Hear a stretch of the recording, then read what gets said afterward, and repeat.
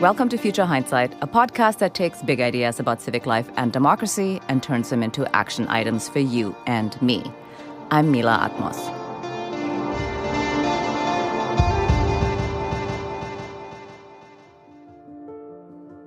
In a world where justice is elusive, the carceral system is deeply entrenched in our society, and public safety is a mirage, I've been wondering whether democracy has the power to fundamentally reform the system, or better yet, imagine criminal justice anew.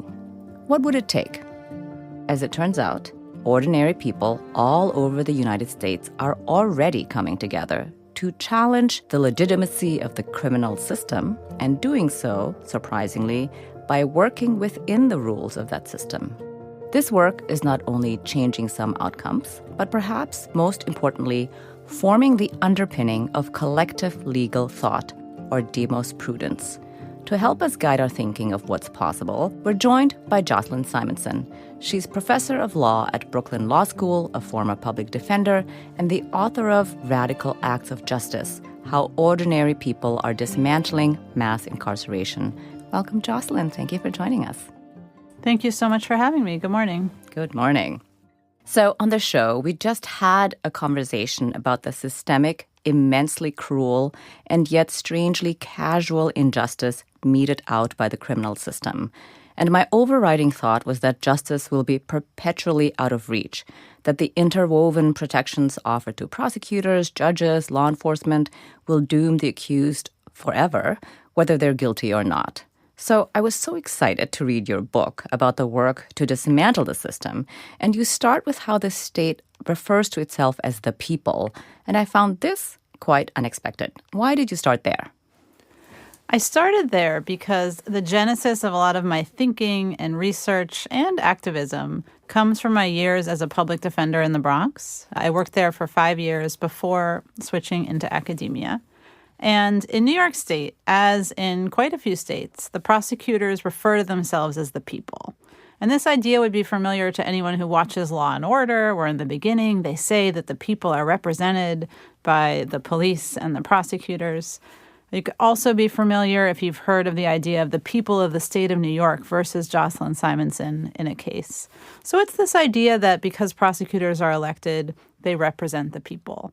But when I practiced in criminal courtrooms in the Bronx, this idea took on a life of its own. So prosecutors would literally be called the people. Like they'd say, "Are the people in the courtroom? Has anyone seen the people today? Good morning, how are you people?" They would literally embody the idea of the people. And it comes to seem natural. So I would sometimes refer to them as the people until I stopped and said, what am I doing? And if you think of the implication of that, the idea that you have a crowded courtrooms like the Bronx Criminal Court, the audience is packed with people, largely poor people of color, waiting for their cases to be called or waiting for the cases of their loved ones. And then people who are accused of crimes are standing in front of the judge. And the implication of saying the prosecutor is the people is that none of those human beings are the people. The implication is also that should there be a jury trial, there are very few jury trials, but sometimes we have jurors, they're not the people either. And it starts to feel not just absurd, but harmful, especially if, as we're doing here, we're thinking about democracy and the idea that this system is supposed to embody some form of democratic justice in some way. And yet here we have prosecutors saying that they are the people and enacting the violence of putting someone in handcuffs or trying to put someone in jail in the name of the people, and in contrast to the will of the actual literal people sitting in the courtroom.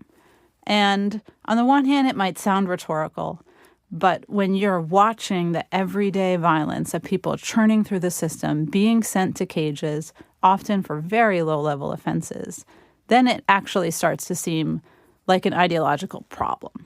It showcases the way that the court, as you're sitting there, is actually an anti-democratic institution. And so to use that name of the people gives it a legitimacy that, on the one hand, starts to seem legitimate, but if you start to poke holes in it, kind of reveals the system for what it is. Mm-hmm. Well, I thought it was an apt way to set the frame for the power of collective action that challenges the legitimacy of the system. And I was most surprised by the impact of court watching. First of all, I did not know that the First Amendment affords us the freedom to listen, so the public can check on judicial behavior, prosecutors, and police officers. So the idea here is that the simple act of observing changes behavior and sometimes outcomes. Of course, changing outcomes is not actually common. So how is court watching a radical act of justice?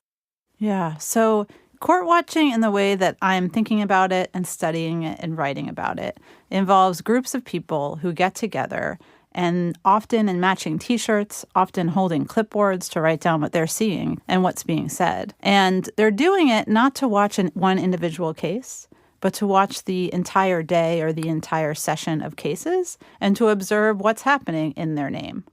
And on the one hand, that seems kind of ordinary. To go and watch, courtrooms are open, and as you say, they are protected by the First Amendment.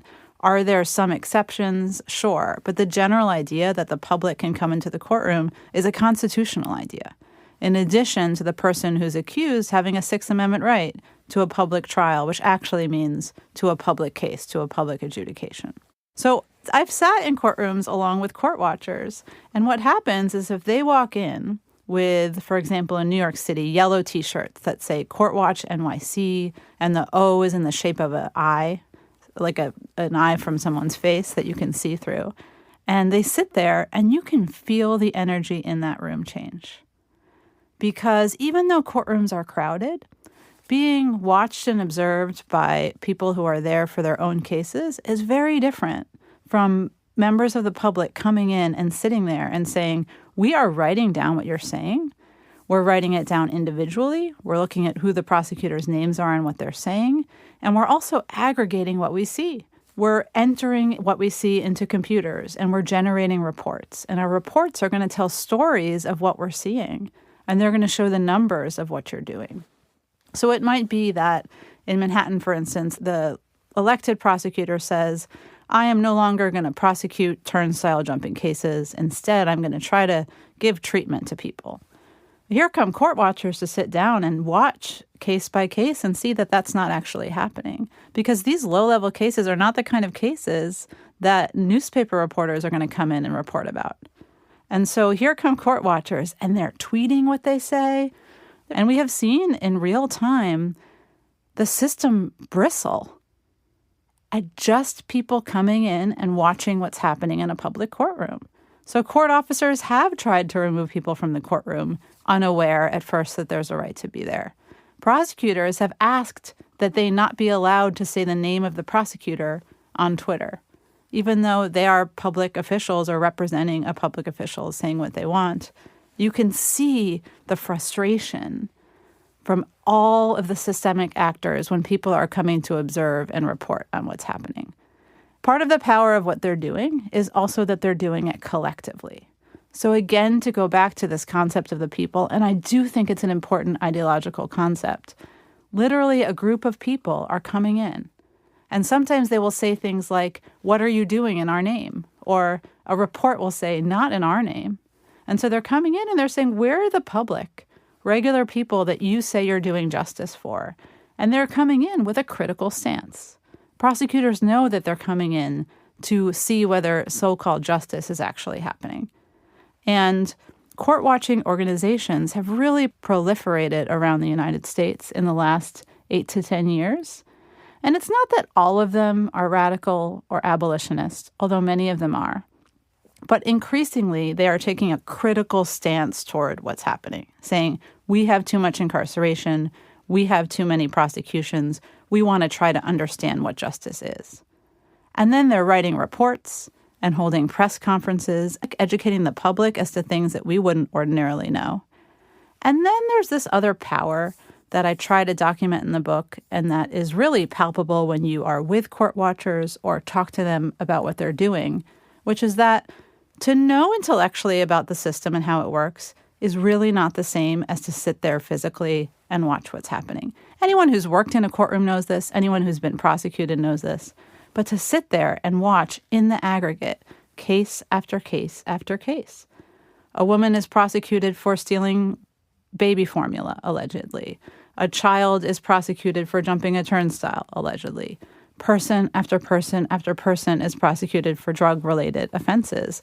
And to see that happen over and over, and to hear the testimony or excuses on the record, however you think about what's happening, and to see person after person plead guilty and plead guilty and plead guilty and plead guilty, because that's what happens in most cases, can actually have a profound emotional impact on you. And now imagine you're doing it with a collective of people, and you're able to talk together about what you're seeing, and you're able to engage with the public or with each other and notice how what you're doing actually is participating in the system. The public is supposed to be a check on elected officials. The public is supposed to be a check on justice. And yet, for so long, we've had a criminal system that processes millions of people through it every year. That puts 7 million people at any one time just in jail, right? 400 to 500,000 in jail pre-trial without having been found guilty of anything. And so we're doing this in these vast numbers without any accounting for what we're doing in a nuanced or specific way, especially when it comes to the words said on the record in the courtroom. Yeah, I thought it was really, really powerful on all the counts you just mentioned. And to take it a step further, I was also really heartened by the fact that another pillar of this work is participatory defense. And we know, of course, that there's a severe shortage of good legal representation for the accused. That's one of the reasons so many people plead guilty, because they really don't have a good lawyer. And you point to the fact that even though one might even have a good public defender, the problem is that these defenders are still part of the system. And so here is a perfect place for participatory defense. What exactly is participatory defense, and how does it work? Participatory defense is another democratic collective act within the system that has really expanded exponentially over the last couple of decades. It went from about 15 years ago having 2 or 3 groups around the country doing this, and now you can find dozens in the National Participatory Defense Network. And what it is, they call themselves hubs, participatory defense hubs, is a group of people that meets regularly to assess and help out people who have ongoing criminal cases or other cases in the legal system somewhere. It sounds kind of basic, but it actually can be profoundly powerful. So, for example, I followed the story of a participatory defense hub in Knoxville, Tennessee. It's Community Defense of East Tennessee. And they started around, I believe, 2018 or so, meeting weekly in the basement of a church. And at first, there was just a handful of people trying to understand. They had been to a training, what the idea of participatory defense could be. There are no lawyers in the room by design. And people come in and they say, here's a case that I have. Here's the police paperwork. I have a public defender. Again, they might actually be a wonderful lawyer, although often they might not be as well. Or maybe they're a terrific, talented lawyer with too many cases to be able to really take the time and concentrate on one person. But when a group of non-lawyers gets together and starts to look at a case, they see things that the system doesn't see. They say to themselves, wait a minute, shouldn't there be a security camera on that corner? They say to themselves, wait a minute, you're being accused of being a drug dealer who terrorized the neighborhood, but we know you, Joe. And we know that you help stop cars on the corner every day to keep kids safe. Or we know that you take care of your daughter and pack her lunches every morning. And so they're able to both bring out the humanity of individuals by doing things like making videos and preparing sentencing memos in court, and analyze the cases and figure out what's going on. And they do this in the aggregate. And this is one of the themes in the book. It's not a group of people getting together around one individual case, although that can be powerful too, and I talk about that as well. If you look at Community Defense of East Tennessee, they have met on Monday evening for years, week in and week out, looking at case after case after case. And one meeting might look at 3 different pending cases. If the case is going to go to trial, they are sitting in the courtroom and court watching at what they're doing. If bail is set in a case, they're helping raise money to pay somebody's bail. But most of all, they are collectively building power and coming into a courtroom. It's not somebody's cousin or mom coming in to say, they're a real person, let me tell you about them. It's a community group coming in and saying, we live in the community, and we want to say to the court that this is a person, a human being. And if we take account of their humanity, inevitably the sentence is lower. Again and again and again, a well-meaning public defender might say, this is not the kind of case where you can not get jail time. I'm sorry to say you're going to have to do some jail time. And then the participatory defense hub will meet week in and week out to analyze a case, write a memo or make a video for a court, and then somebody will be released without going to jail. They make things that the system tells them is impossible, possible. And so as they do that, they start to feel the power of what they're doing, both physically in the courthouse and then more broadly. So participatory defense hubs, and this is true of court-watching organizations as well, engage in broader advocacy. They have campaigns to change the laws in their towns and their cities and states, and those laws have been changed. They get together and they join broad coalitions in their states or even across the country to try to make public defense better, right? They're not against public defenders. They join campaigns to try to get rid of bail in their state, and California would be a strong example of this. And so they become powerful political forces while not stopping the week in and week out work of helping individuals who are caught in the system. Well, I thought what was really powerful about these stories of participatory defense was that they just kept going anyway, even though, to your point, they were told it's not going to work. This person's going to serve some time. And I think it's so, I don't know, I think it's so life-affirming in a way, right? That people say, okay, I hear you, but we're going to do this anyway because this is important. So, of course, a core part of the work to dismantle mass incarceration is to eliminate money bail. And we've had several conversations on the show about bail, one with Robin Steinberg a while back when she was the CEO of the Bail Project, and most recently with Alana Sivan of Forward.us about bail reform in New York State. And there's some big news from Illinois in mid-September where the Pre-Trial Fairness Act took effect, eliminating cash bail. Now, most states have not eliminated bail, and bail funds have stepped in to pay the ransom to free people before trial. When we're thinking about the system, how does bailing people out upset the apple cart? Illinois is a terrific example to answer this question because just within the last month, the Pretrial Fairness Act is now being enforced. So we literally, for the first time, don't have money bond in the state of Illinois. And so that means that you can't put somebody in jail in a cage while they're still presumed innocent just because they can't pay the amount of money that a judge has said they have to pay. How did that happen? The only reason we have that law is because a large statewide coalition of groups got together and they went to their state legislators and they went to rallies and they went to the public and they demonstrated that money bond was actually not keeping communities safer. And so what a group like the Chicago Community Bond Fund does is they have a pool of money and they pay bail or bond for strangers, for people who they don't know in the community, out of a broader sense of the injustice of holding someone in a cage because of their poverty. But here's the power of what they're doing. It's not just materially helping people. It is doing profound political, democratic, and really ideological work. Because the legal reason that judges are allowed to set money, bail, or bond at all is to protect the community, is to do it to protect the safety of the community. This is kind of like the idea of the people.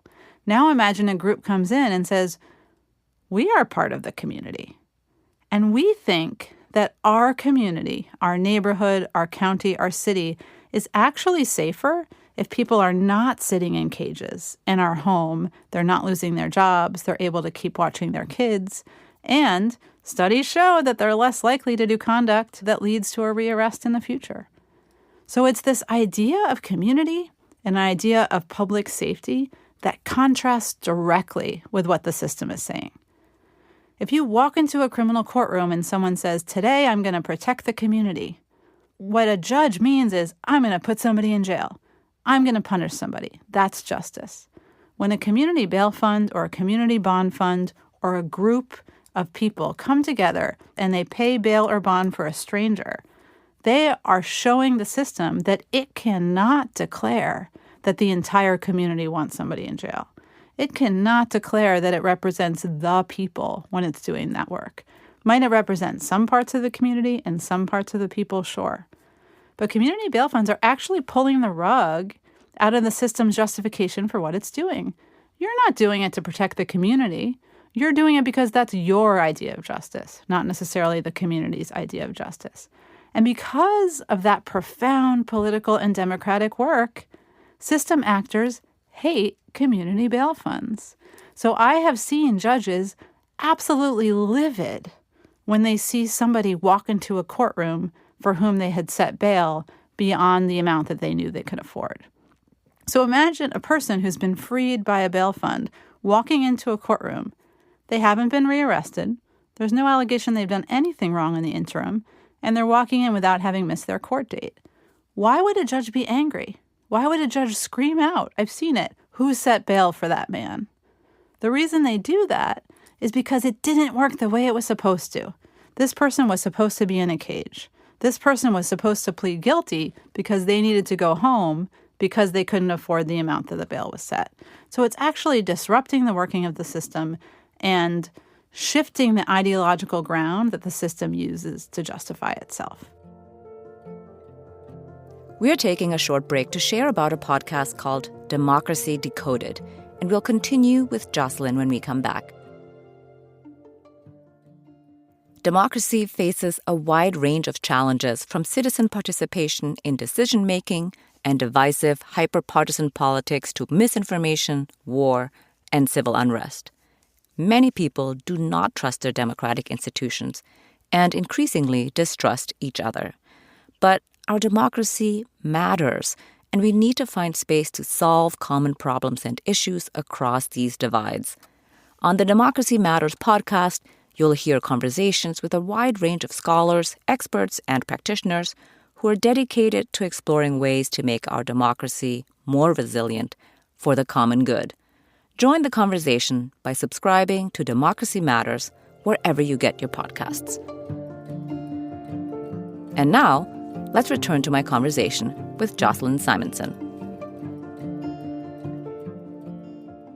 Well, you mentioned something really interesting just now about the judge being very upset that somebody set bail. And in a way, I think that was the other surprising thing about your book, was that it also gave us the humanity of the people on the prosecution and the judges and revealed them for the humans that they are, right? Like not just these, quote, impartial actors who are part of the system.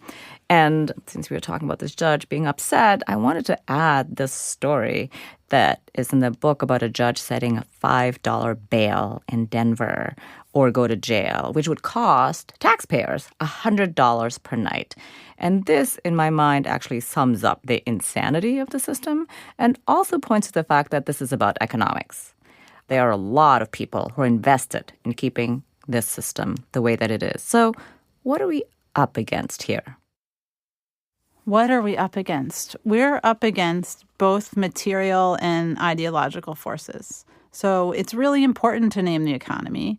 And bail can sort of epitomize the situation, right? The system is asking members of the public, impoverished members of the public, to give the system money in order to release somebody.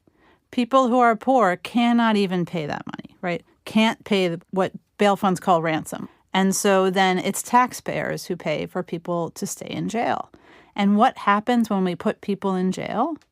They are subjected to the torture of living in a cage, of being surrounded by other people who are going through the trauma, and they are more likely to engage in conduct that will lead to rearrest in the future. The system depends on bail and fees and fines in order to exist, and then it depends on using state resources. So the pool of money that the city has to use on governing, the pool of money that the state uses to govern, it requires that we start to govern through the criminal system. It becomes this self-reinforcing way of using the resources of the state to, again, so-called protect the community or enact justice. And it becomes so dependent on itself that it's really hard to undo, and it's really hard to reveal. Because, again, in any individual case, you can logically declare that it's justice. You can rationalize it. I teach criminal law to first-year law students, and we do this every day. We say, what's the justification for this particular prosecution? Maybe it's a houseless person in a tent. Maybe it's someone who stabbed somebody. Whatever it is, we can always come up with something. And so part of the power of the collective democratic advocacy that I talk about in the book is that people are actually living out other understandings of justice and safety and revealing that it's actually not inevitable that we have this combination of carceral and economic forces that we use to keep people safe, that we use to say we're doing justice. It doesn't have to be that way. There are other things we can do. So bail funds are helping connect people to services and showing that actually you might not need a court to say you have to do treatment. Maybe there just has to be affordable treatment in your neighborhood to help you stay safe and be safe within your community. But these things cost money. And so to go back to the economics of it, another thing that these groups are starting to do is get together and make people's budgets, make visions of where could state resources go to help keep us safe. And because they've been in courtrooms day in and day out, standing next to people who are caught up in the system and trying to understand what are the resources that we could be spending on our money on. Maybe it's housing. Maybe it's support for new parents to understand how to be safe around their kids. Whatever it might be, they're helping live out these alternative understandings of justice and safety, and they're doing it collectively, in contrast to the system's claim that what it's doing is the only and inevitable way to keep people safe. Yeah, I can see where the system would resist this kind of work, right? Like that makes perfect sense. And so I think this explains why there's so much backlash. I feel like this is a good point in our conversation to ask about the indictment of bail fund activists in Atlanta under RICO charges. So what is the end goal in charging the activists in this way? Yeah, so what's happened in Atlanta is unprecedented, actually, in terms of the level of backlash against bail funds and bond funds. In Atlanta, there is a movement locally to stop the city from leasing to the Atlanta Police Foundation acres and acres of forest land and spending tens of millions of dollars on building a new police facility that they're calling Cop City, because actually there are parts of it where they're going to build a mock city to act out, I don't know, terrorist scenarios or something like that. So there's this movement to stop Cop City, and people are trying to do it in all forms of democratic participation.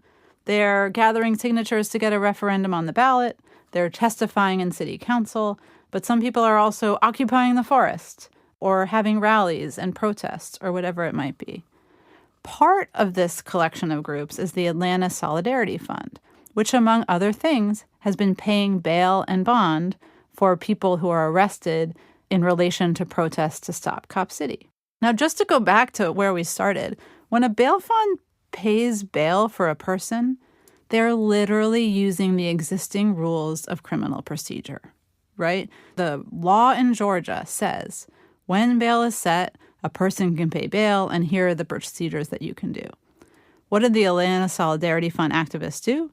They literally collected money and paid bail for people who were arrested. And what did the city of Atlanta and also the attorney general of the state of Georgia do? They prosecuted these activists for money laundering, claiming that just because you're paying bail for groups that are part of a collective of people trying to have a political objective, suddenly it becomes criminal. I find it very doubtful that these charges are going to hold up, but that's not really the point. The point is that for the first time in recent history, the actual act of being a communal bail fund is being criminalized. People are being charged now under a RICO indictment that takes 61 different activists and claims that there's some kind of criminal enterprise that's all working together. instead of what they are, which is collectives of people protesting something that they don't politically agree with in lots of different ways. Just like we might say, in New York City, a lot of people don't think our current mayor should be the mayor. It doesn't mean that everybody is part of a criminal enterprise. It means that some people are protesting, some people are going door to door to register voters, whatever the thing you might do to gain your political objective. So now we have, just toward the end of August, actually indicted by the very same jury that had a RICO indictment against Trump and his alleged co-conspirators. That same jury was asked to indict 61 people, which is way more than the Trump indictment, call them a criminal enterprise for having a political objective. And then if you look at the acts that the indictment names as what's called an overt act in furtherance of the conspiracy, paying food and giving it to people in the forest, buying supplies to cook with, and again, paying bail for people. So here we have the act of just taking care of each other as a collective, suddenly called criminal. And on the one hand, it reveals the absurdity of the system. On the other hand, it's very scary because in the United States system, it's actually not that hard sometimes to prove conspiracy and RICO charges, even if intellectually we know that this doesn't feel like something criminal is happening. Mm-hmm. And so the defense of these 61 people is going to be intense. And I don't know how it's going to end up. But what I do know is that indictments like this can have a chilling effect on collectives of people with a political objective, especially historically if they're coming from the left and they're challenging the way the system works at its heart rather than, some extreme version of the system. The system does not like these forms of political protest and opposition. These RICO indictments show how the criminal system, because it is so expansive, can be used as a real tool of political repression and oppression. What I will say is the indictment is not the end of the political story. What we've seen since that indictment is that the Stop Cop City movement has gathered more than 100,000 signatures, so more people than voted in the last election in Atlanta. They've collected more signatures than that to demand that on the ballot at the next election, there be a popular referendum as to whether the city should spend that money on Cop City. And so that's kind of a classic democratic action being used by the movement. And yet here is the state attorney general claiming that this entire movement is somehow a criminal enterprise, when really they're trying to do this democratic work. And you know what's fueling the democratic energy? Things like this RICO indictment. So it's playing both ways. Mm-hmm, mm-hmm. Speaking about these activists, you're right that a lot of them are abolitionists, even if they may not have started that way. And I can totally see why. And in your words, you say that there is basically no progressive way to cage people. I agree. And so I wanted to consider a prison-free world for a moment, because there's a feeling that I had when I was reading your book that we were also like utopia chasing. And I don't really know what that looks like, because there will still be crime, right? Like that's not going to end. Even if people are housed and fed, somebody's still going to kill somebody. So after deconstructing the punitive criminal system, how would you reconstruct justice? Mm-hmm. It's a great question.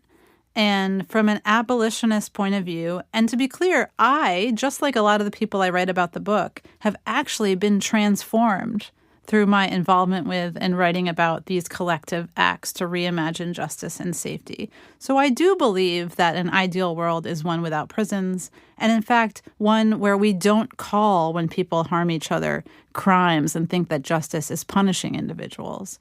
Instead, we take a more collective approach in dealing with harm, which we absolutely need to deal with, whether it's preventing it through state resources that help keep people safe, or addressing it when it happens, because it's always going to happen. That's what it means to be people in the world, is there's conflict, there's emotional harm, there's economic harm, and there's physical harm. And so abolitionist thinking says that abolition has two sides to it, the breaking down and the building up.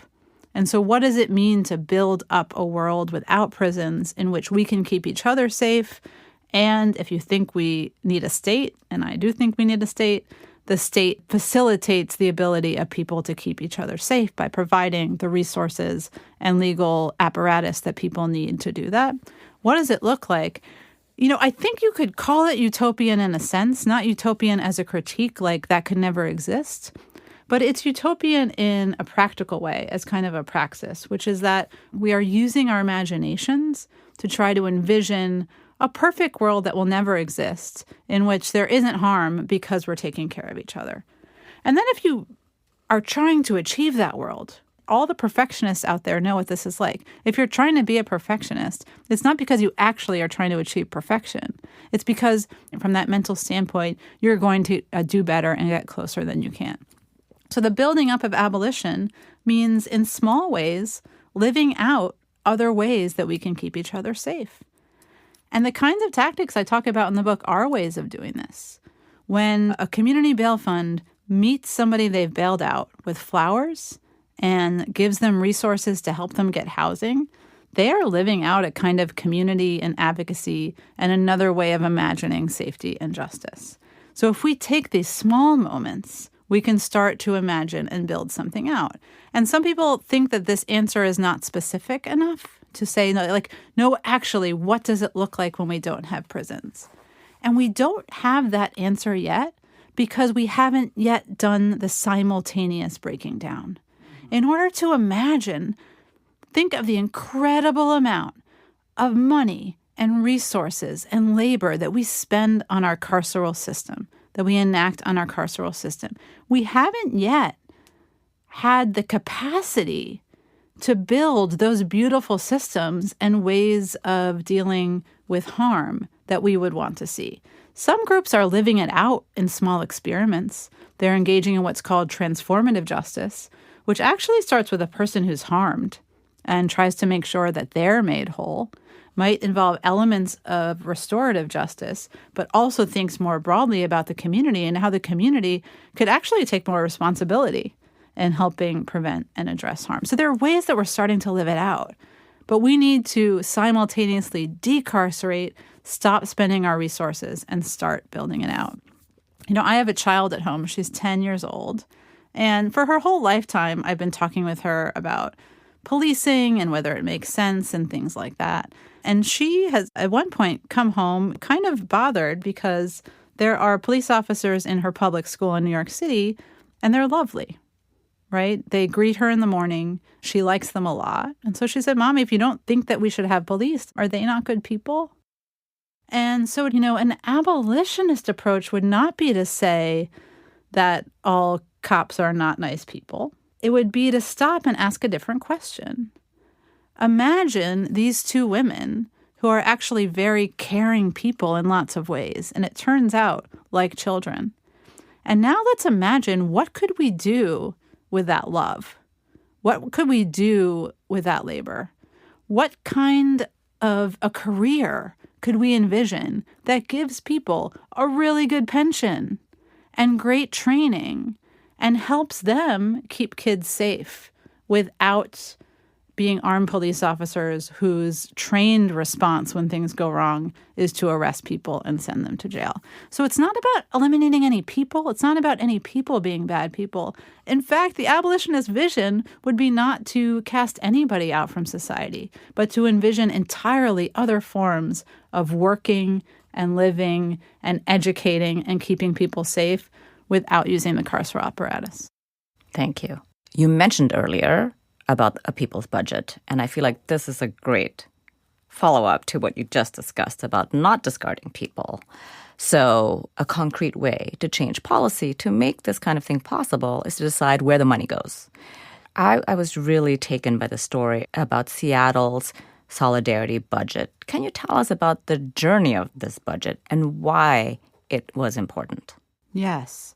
So the Seattle Solidarity Budget is a document that gets revised every year, made by a coalition of more than 100 organizations in the city of Seattle. And these are not just groups that work in criminal court, although some of them do. This ranges from the Duwamish tribe of Seattle to groups who advocate for houseless people, to people who think about the environment, to people who think about transportation. And they aren't on city council. Instead, what they do is collectively, every year for the last 4 or 5 years, they have generated a really intricate budget proposal that doesn't take anything about the Seattle city budget for granted, but instead makes a proposal that reimagines how the city of Seattle could be spending its money. And each year has imagined that money is not spent on policing, but instead spent in other ways. And I encourage people to go look at the Seattle Solidarity Budget. The one this year has a series of guarantees, right? We guarantee people security. And when they say security, they don't mean armed police officers. They mean having a safe place to live without fear of harm in that place where they live. So they have a series of guarantees in which they reimagine the way that the money can be spent. And because they have such an extensive coalition of people, they're actually bringing pretty profound expertise when they say, here is a specific program for people who are addicted to drugs that we think you should spend money on, rather than an abstract money for drug treatment, something like that. And what's really notable about the Seattle Solidarity Budget is that the first one they put together was in 2020. It was a document that they were able to present to City Council, and they were able to do that with a united front. Actually, one of the reasons that word solidarity is in there is because there was this sense that City Council people would come to organizations and say, listen, let's make a deal.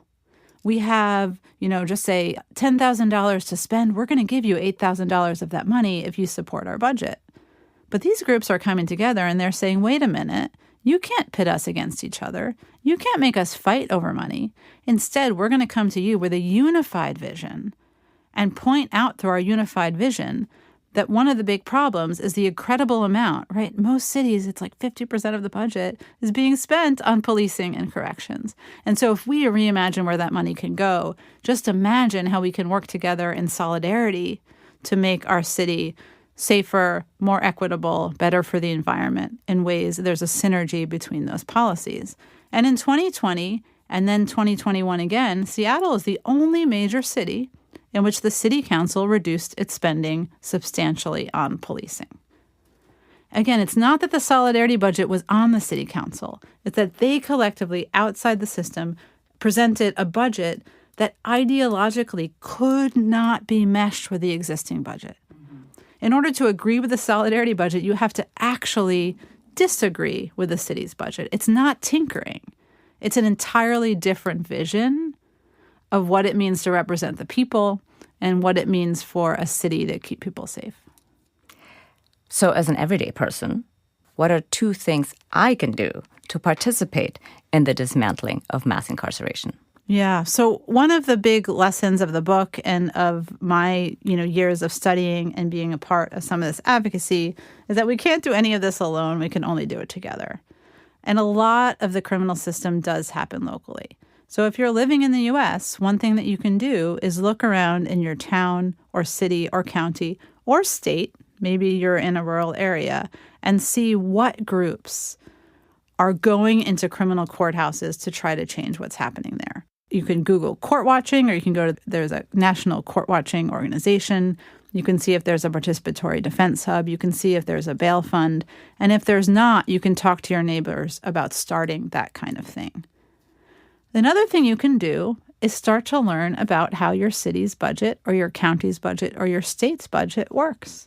Because chances are there are groups that are at least asking for money for what they're doing, right? Maybe they have supportive housing and they're asking for money. And in a lot of places, especially since 2020, groups are getting together to collectively analyze the budgets. And analyzing budgets can actually be really tricky work. Maybe you're good with an Excel spreadsheet. Maybe you're good at reading documents, or maybe you're good at, meeting with people collectively to try to sit together and understand what's happening. But a lot of the work in this book, whether it's court watching or people's budget work, involves taking some time to be in community with people who are your neighbors and learn together about what's happening. And it turns out just even learning together about what's happening can actually be really disruptive. All good advice. So as we're rounding out our conversation, looking into the future, what makes you hopeful? I am very hopeful about the potential for change in how we collectively understand justice and safety. And that because when I see around us a disagreement over the meanings of justice and public safety, even in a place like Atlanta where really scary things are happening, if we take a step back, it's kind of incredible what's happening in Atlanta.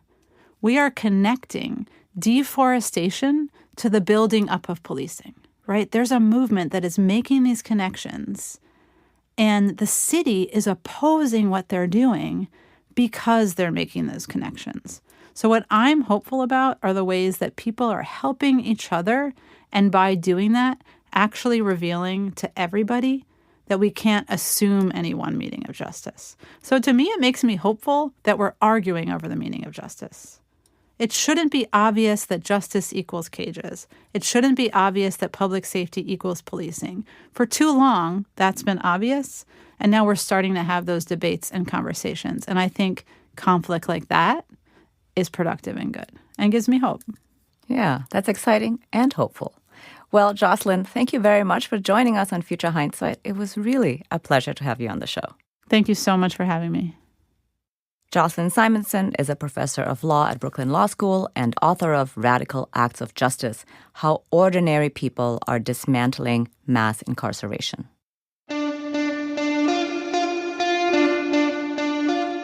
Next week on Future Hindsight, we're joined by Stephen Levitsky, professor of government at Harvard University. Together with Daniel Ziblatt, he's co-author of How Democracies Die and has just published Tyranny of the Minority.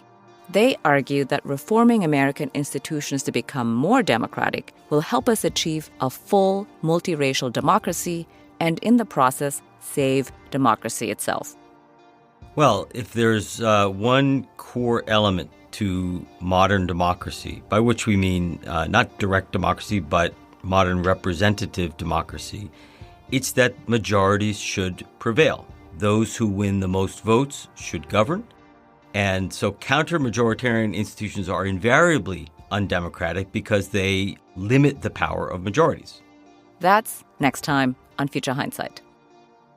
Have you checked us out on Instagram yet? We've got a bunch more tips to help you build your civic action toolkit. Follow us on Instagram at Future Hindsight Pod to get special updates, episode clips, and everything in between. This episode was produced by Zach Travis and me. Until next time, stay engaged.